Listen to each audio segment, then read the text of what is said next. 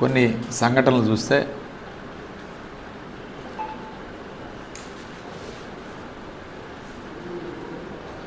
ఐదుగురు ఎస్పీలని మార్చడం జరిగింది ఎలక్షన్ కమిషన్. అదేవిధంగా వారి ప్లేసులో కొత్త వాళ్ళని కూడా నియమించడం జరిగింది. ఈరోజు ఒక ఎల్లో మీడియా పత్రికలో మీరు చూస్తే బ్యానర్ ఐటమ్ వీళ్ళు కూడా వైసీపీ అనుకూలమే. అంటే ఏమి సందేశం పంపిస్తున్నారు ప్రజలకి?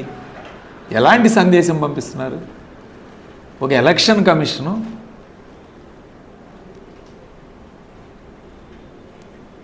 డైరెక్ట్ ఐపీఎస్లు నియమించాలని చెప్పి, ఎక్స్పీరియన్స్డ్ వాళ్ళు నియమించాలని చెప్పి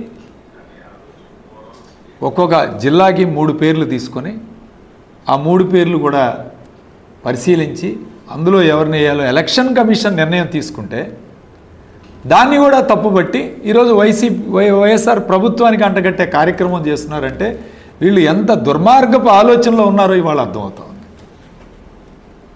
చాలా నీచమైన ఆలోచన. పేపర్లో రాయటం, పురంధేశ్వరి గారు రాశారంట మరి 30 మంది ఐఏఎస్లు మార్చమని.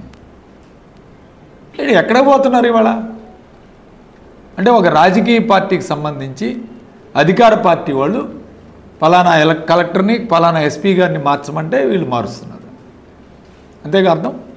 ఇది బ్యానర్ ఐటెం పెట్టి దీనిలో రాసే కార్యక్రమం చేయటం,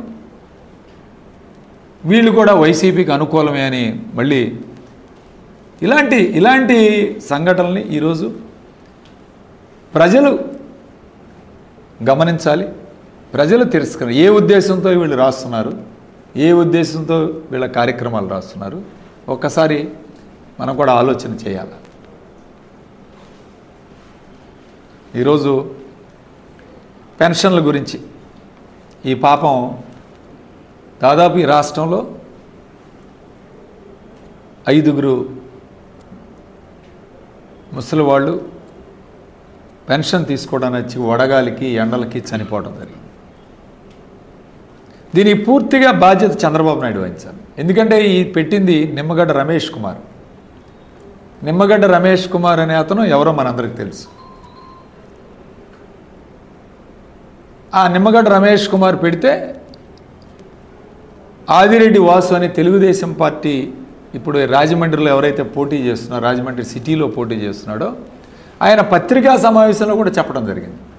మేమందరం వెళ్ళి చంద్రబాబు నాయుడికి చెప్పాము ఈ విధంగా పెన్షన్లు వాలంటీర్ల చేత ఇవ్వచ్చొద్దని చెప్పి.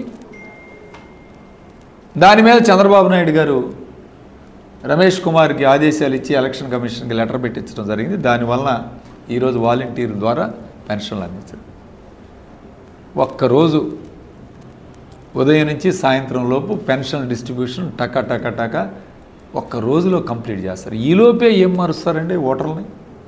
ఈలోపే వాళ్ళ యొక్క మనోభావాలను ఇప్పటికే ఓటర్ డిసైడ్ అయిపోయి ఎవరికి ఓటేయాలనేది. ఇంకా వీళ్ళని మార్చే కార్యక్రమం ఉంటుందా? ఎంతమందిని ఇబ్బంది పెట్టారు మీరు?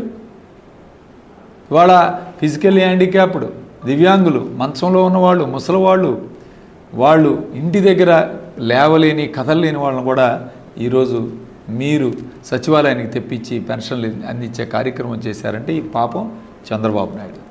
ఈరోజు ప్రజలందరూ గమనించాలి. వాలంటీర్ వ్యవస్థ కావాలంటే జగన్మోహన్ రెడ్డి గారిని ఈరోజు మళ్ళీ తిరిగి గెలిపించుకుంటే పెన్షన్ మీ ఇంటికి తీసుకొచ్చి ఇచ్చే కార్యక్రమం చేస్తాం. మళ్ళీ వెనక్కి వెళ్ళి 5 సంవత్సరాల్లో ఏం జరిగిందో ఒక్కసారి ఆలోచన చేయాలి. ఖచ్చితంగా ఈరోజు ప్రజలందరూ అట్లానే మన నర్సరావుపేట అబద్ధాల అరవింద్ బాబు గారు